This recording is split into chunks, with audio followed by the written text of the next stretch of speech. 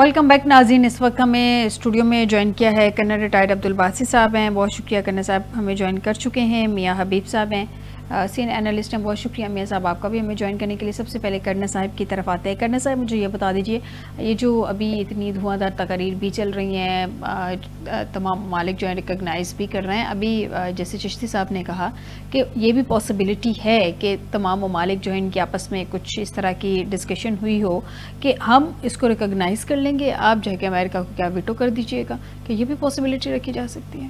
جی بسم اللہ الرحمن الرحیم. تھینک یو جی, آپ نے مجھے انوائٹ کیا یہاں پہ. یہ جو بات چیت چل رہی ہے, میرا اس کے بارے میں ذاتی خیال یہ ہے کہ یہ سارے کا سارا اس وقت ٹروپی ڈرامہ ہے. اس میں کوئی اور کچھ بھی نہیں ہے. ٹائم گین کیا جا رہا ہے. اور کس لیے گین کیا جا رہا ہے؟ ٹائم گین کیا جا رہا ہے کہ گریٹر اسرائیل کا جو ہے اس کو آہستہ آہستہ آگے بڑھنے دیا جائے. اس کے اندر جو اس وقت ان کو کچھ پریشانیاں آ رہی ہیں, ان کو کس طریقے پر حل کرنا ہے اس کے بارے میں ان کو آگے چلنے کی بات کی جائے. ورنہ ادروائز آپ دیکھیں کہ یہ کوئی ایک دن کی تو بات نہیں. ایک ہفتہ پہلے انہوں نے ایک اسرائیل کے بارے میں جو سیکورٹی کونسل میں ریزولوشن تھا اس کے حق میں نہ انگلینڈ نے ووٹ کیا تھا نہ فرانس نے ووٹ کیا تھا, جس کو امریکہ نے ویٹو کیا تھا. حالانکہ میرا خیال ہے کہ 170 کنٹریز نے اس کی جو باقی سیکورٹی کونسل کے جو ممبرز تھے ان سب نے اس کے حق میں بات کی تھی, نان پرماننٹ جتنے بھی تھے. تو یہ والی جو چیز ہے اس کو کوئی بھی جو ہے میں نہیں سمجھ سکتا کہ جی اس میں کوئی پازیٹیو چیز آئے گی. ٹرمپ صاحب ایک دن کچھ بات کرتے ہیں اور بالکل کسی قسم کی ان کی آپس میں جو ہے وہ کنٹینیوٹی نہیں ہے کسی بھی قسم کی. مسلم کنٹریز کے ابھی لیڈرز کے ساتھ بات چیت انہوں نے شروع کر دی ہے. ساتھ ہی اپنے منہ سے کہنا شروع کر دیا ہے مجھے نوبل پرائز ملنا چاہیے, پیس پرائز. فرانس کے پریزیڈنٹ مارکو صاحب جو ہے وہ کہہ رہے ہیں کہ جی اگر آپ کو نوبل پیس پرائز چاہیے ہے تو اس کے لیے آپ کو غزہ کے اندر جو ہے امن برقرار قائم کرنا ہوگا. تو یہ جو باتیں ہیں یہ ساری کی ساری گفتن شنیدن والی ٹائپ کی باتیں ہیں. اس میں سے کسی قسم کی پازیٹیو بات نہ نکلنے کی امید ہے نہ نکلے گی. اور فلسطین کی جو ہے وہ مجھے نہیں سمجھ آئے گی کہ کب تک اس طریقے پر وہ پستے رہیں گے, مار کھاتے رہیں گے. اس کا صرف ایک حل ہے کہ اگر کوئی ایک یونیفائڈ فورس بن کے ان کو نظر آئے کہ یہ اب مقابلے پہ آ رہی ہے. اگر آپ پوائنٹ آف ویکنس سے بات کرنے کی کوشش کریں گے تو کوئی آپ کو کہیں بھی نہیں ٹکنے دے گا, بالکل نہیں ٹکنے دے گا. بالکل صحیح کہہ رہے ہیں. میاں صاحب آپ کی طرف آتی ہوں. ڈونلڈ ٹرمپ نے کل اپنی تعریفوں کے جو تو پل باندھے تھے وہ تو باندھے ہی تھے. یو این میں جو انہوں نے اسپیچ کی تھی, انہوں نے جس طرح سے تقریر کی, جس طرح سے بھارت کو آڑے ہاتھوں لیا, چائنا کو بھی چلیں کافی حد تک انہوں نے یوکرین کے جنگ کے حوالے سے بھی آڑے ہاتھوں لے لیا, خود کو بھی نوبل انعام کے لیے وہ انہوں نے دوبارہ سے نامزد بھی کروانا چاہ رہے تھے ایسا لگا. اس کے بعد ان کی مسلم ممالک کے سربراہان سے بھی ملاقات ہوئی ہے. اس کو کیسے سم اپ کریں گے اپنے الفاظ میں؟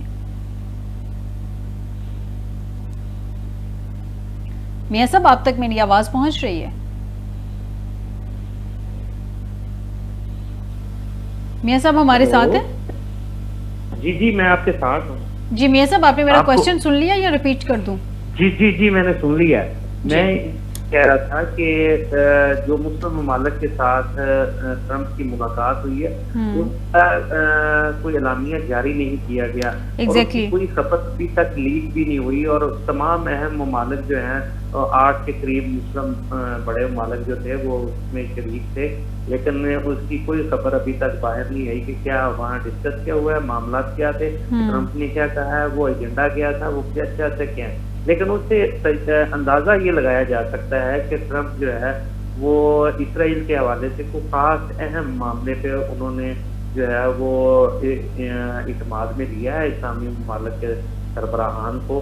اور وہ ایجنڈا جو ہے وہ یقینی طور پر جو ٹرمپ اور اسرائیل کا باہمی ایجنڈا ہے اس کو پایا تکمیل تک پہنچانے کے لیے ہوگا. اور اندازہ یہ لگایا جا رہا ہے کہ ٹرمپ چاہتے ہیں کہ وہاں اسلامی ممالک جو ہیں وہ اپنی فوج بھیجیں اور وہ تاکہ دونوں پارٹیوں حماس کو اور اسرائیل کے درمیان جو ہے وہ جنگ بندی کے معاملات کو سنبھالنے. دوسرا جو ہے وہ یہ چاہتے ہیں کہ وہاں جو تعمیر نو کا کام شروع ہو، وہ اس کے اخراجات بھی جو ہے وہ اسلامی ممالک خود اٹھائیں، تو ایک تو اس پر بات ہو سکتی ہے. لیکن اس کے علاوہ جو اہم بات ہے وہ یہ بھی ساتھ ساتھ چاہ رہے ہیں کہ میں کسی طریقے سے مجھے نوبل انعام کے لیے جو ہے وہ نامزد کر دیا جائے، اور اس کے لیے وہ ایک تحریک بھی چلا رہے ہیں، وہ اپنی مہم چلا رہے ہیں نوبل انعام کے حصول کے لیے، اس کی کنوینسنگ بھی کر رہے ہیں. لیکن وہ اتنی دیر تک ممکن نہیں ہے جب تک آپ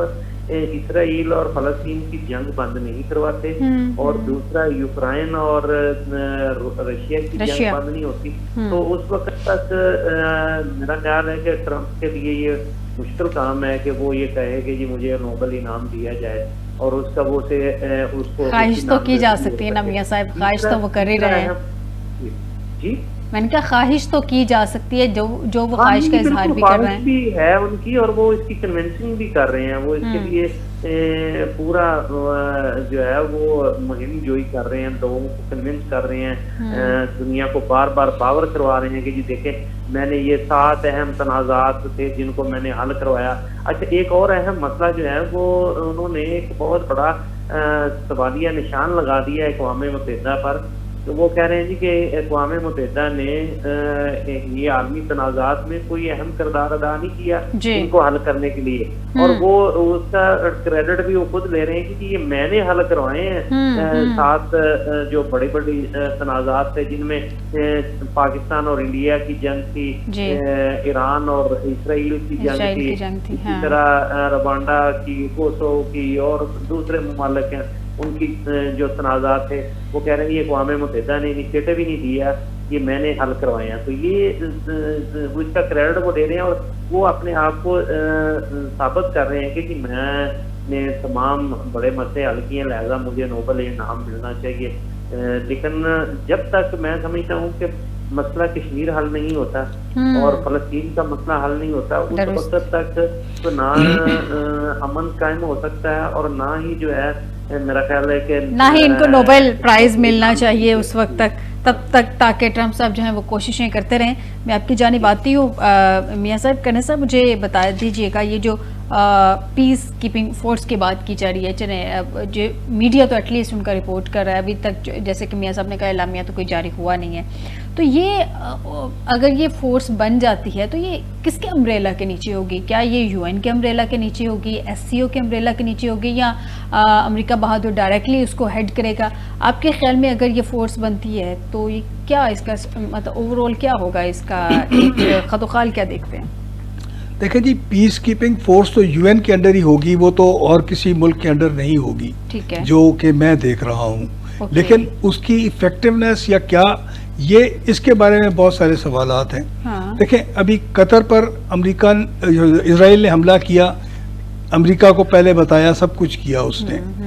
تو کسی مسلمان ملک کے پاس اتنی جرأت نہیں تھی کہ سوائے بالکل ہلکی پھلکی وہ مذمت کرنے کے کچھ بھی اس کے اوپر کر سکتا. تو یہ جتنے اسلامی ملک ہیں، جتنے مرضی ان کو آپ طاقتور کہیں، چاہے پاکستان نیوکلیر پاور ہے، جو مرضی ہے، کرنا انہوں نے وہی ہے جو ان کو کہا جانا ہے. چاہے ان کے پیس کیپنگ ٹروپس بھی وہاں پر ہوں، انہوں نے بھی کوئی انڈیپینڈنٹ طریقے کے اوپر کام نہیں کرنا. جتنی ان کو انہوں نے آزادی دی ہے، یا جتنا ان کو کہا گیا ہے کہ اس حد تک آپ نے پیس کو قائم رکھنا ہے، یہ وغیرہ وغیرہ، اس سے وہ ایک آیوٹا بھی آگے نہیں بڑھیں گے. سو اس قسم کی جو ہے یہ ایک کیا کہنا چاہیے کوئی سیریمونیل ٹائپ کی چیز تو بن جائے گی، لیکن اس کا اگر ہم یہ کہیں کوئی امپیکٹ ہوگا یا ایفیکٹ ہوگا، آئی ڈونٹ فورسی کسی قسم کا کوئی میجر امپیکٹ یا ایفیکٹ اس کا سامنے آئے. میاں صاحب غزہ میں امن کے لیے ڈونلڈ ٹرمپ کی پیش کردہ تجاویز جو مائنس حماس بھی ہے، کس حد تک آپ کو لگتا ہے کہ قابل عمل ہے؟ یہ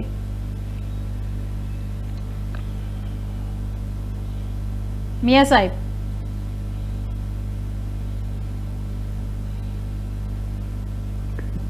جی آپ کی آواز نہیں آ رہی تھی، دوبارہ بتائیے گا. میاں صاحب میں نے کوشچن آپ سے کیا ہے کہ غزہ میں امن کے لیے ڈونلڈ ٹرمپ کی پیش کردہ تجاویز آپ کے خیال میں کس حد تک قابل عمل ہے، اسپیشلی مائنس حماس؟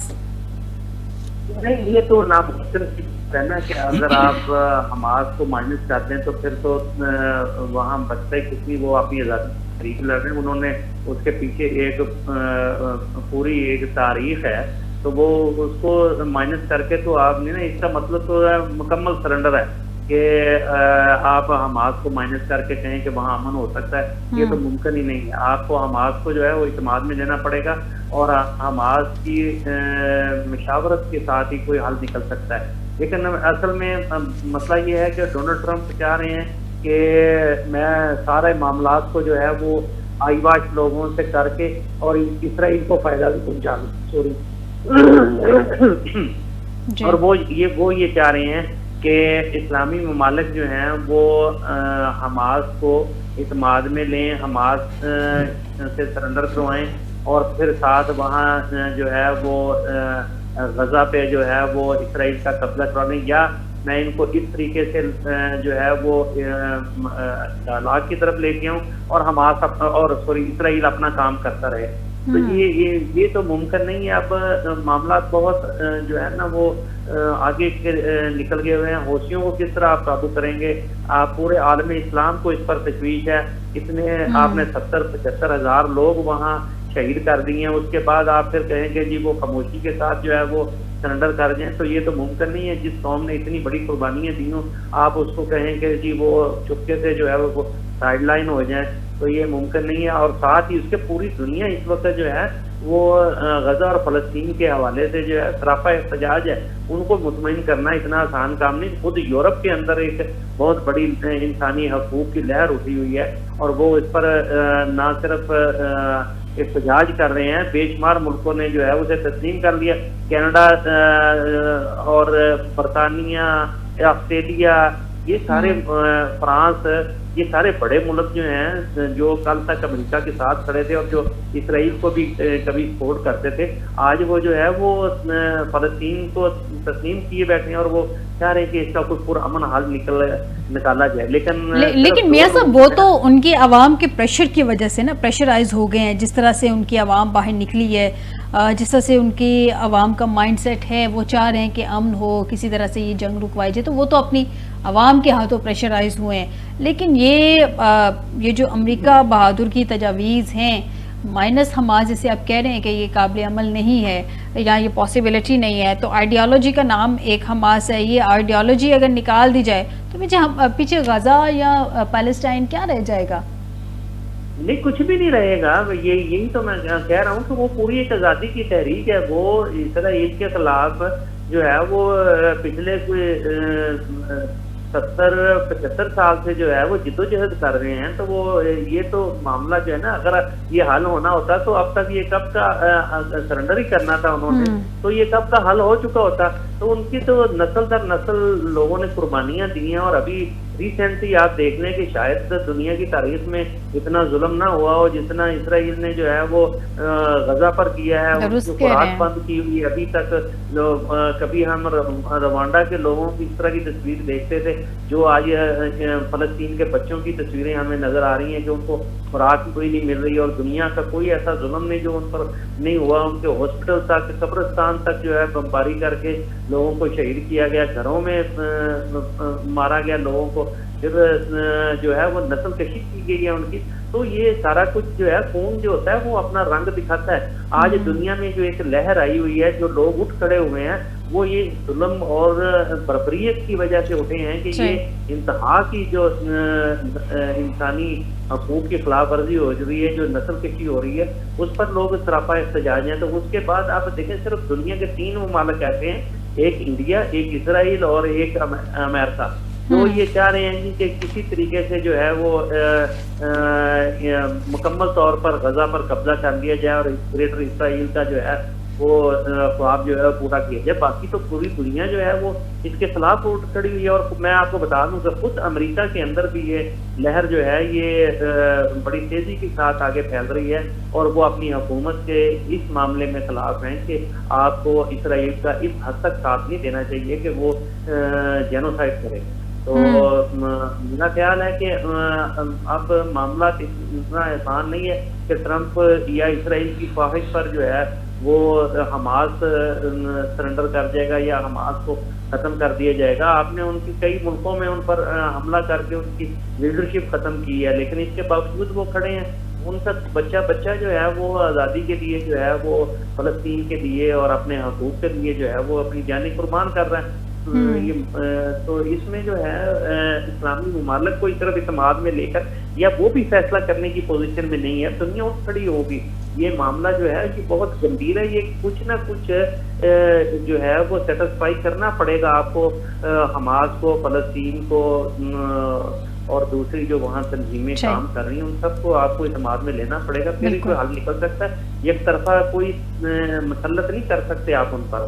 بالکل ٹھیک کہہ رہے ہیں کرنا صاحب. یہ جو میٹنگ ہوئی تھی ٹرمپ صاحب کے ساتھ, اس میں 9 ممالک میں مسلم ممالک کی بات کر رہی ہوں جو ان کی میٹنگ ہوئی ہے. اوبویسلی بہت زیادہ امپورٹنٹ یہ میٹنگ ہے, ہمیں بھی سیٹ ایٹ دا ٹیبل ملی, اور اس کا ایک بہت بڑا فیکٹر جو میرے خیال میں سمجھتی ہوں کہ ہم نے انڈیا کو چونکہ ذلت آمیز شکست دی تھی, اور اس کے بعد یہ بائی لیٹرل ایگریمنٹ جو میوچل ڈیفینس کا ود سعودی عربیہ ہوا, اس کا بھی بہت بڑا امپیکٹ ہے اس وقت, کیونکہ ہم ایک دوسری لیگ میں آ گئے ہیں. ہمارا ایک طاقت کا توازن اس خطے کا وہ کافی حد تک تبدیل ہو گیا ہے. پہلے بھی UN ہوتے رہے, اس وقت پاکستان کے ساتھ جو ایک رویہ تھا وہ کسی اور طرح کا تھا. اب آپ جو دیکھ رہے ہیں جیسے ٹرمپ کی ملاقات ہوئی ہے, جب یہ مسلم ممالک کی ملاقات ہو رہی تھی, انہوں نے شہباز شریف صاحب سے, ڈار صاحب بھی پاس وہاں پہ کھڑے تھے, جس طرح سے انہوں نے بڑی خوش اخلاقی سے ان سے ملاقات کی ہے. یہ کتنا رویہ تبدیل ہوا ہے اس سب کے بعد, اور پاکستان کے خطے میں پوزیشن مزید کتنی مستحکم ہوتی دیکھ رہے ہیں؟ جی, اس میں تو کوئی شک نہیں ہے کہ جو ہمارا انڈیا کے ساتھ لاسٹ مڈ بھیڑ ہوئی ہے 4 دن کی, اس کے اندر جو دھول ان کو انڈیا کو چٹائی گئی ہے, اللہ تعالیٰ کا بہت بڑا پاکستان پر فضل ہے, اور ہمیں چائنا کی دوستی کا جتنا شکریہ ادا کرنا چاہیے کم ہے کہ ان کی مدد کے ساتھ ہم نے انڈیا کو بہت برے طریقے کے اوپر اس کی تمام عزائم میں ناکامی کا منہ دکھایا ہے. اور اس کی وجہ سے دنیا ساری کے اندر, خاص طور پر عرب دنیا میں, پاکستان کے لیے ایک بہت ہی عزت کا جو ایک پیغام ہے وہ ہمیں نظر آتا ہے ہر طرف سے. اور یہ جو سعودی عرب کے ساتھ معاہدہ ہوا ہے وہ بھی کہ پاکستان ایک باوقار اور ایک اسٹرانگ ریاست کے طور پہ سامنے آیا ہے. جی بالکل, اس میں کوئی شک نہیں ہے کہ ایک طاقت کی نمائندگی کرنے والا, ایک ایٹمی طاقت کا ثبوت دیتے ہوئے انہوں نے کیا ہے. لیکن مجھے ڈر یہ ہے کہ ہم اس تمام معاملے میں چائنا کو پیچھے نہ چھوڑ دیں, کیونکہ جو یہ کامیابی تھی, جیسے قطر کے اندر اتنی بڑی فورس ہونے کے باوجود امریکہ نے ان کی ہر چیز کو جو ہے وہ نیوٹرلائز کر رکھا, تاکہ اسرائیل کا جو حملہ تھا اس پر کوئی ایک جو ہے وہ گولی بھی نہیں چل سکی, کسی جگہ سے کوئی ریئیکشن بھی نہیں ہو سکا ملیٹریلی. تو وہ ہمارا بھی وہی حال ہونا تھا اگر ہمارے اوپر جو ہے وہ جو امریکن جو ہتھیار یا ان کے جو سسٹمز ہیں, اگر ہم نے صرف ان پر انحصار کیا ہوتا. ہماری جو بچت ہوئی ہے وہ صرف اس وجہ سے ہوئی ہے کہ چائنیز ہمارے پاس اکوپمنٹ اور باقی سارے جو کوریج تھا,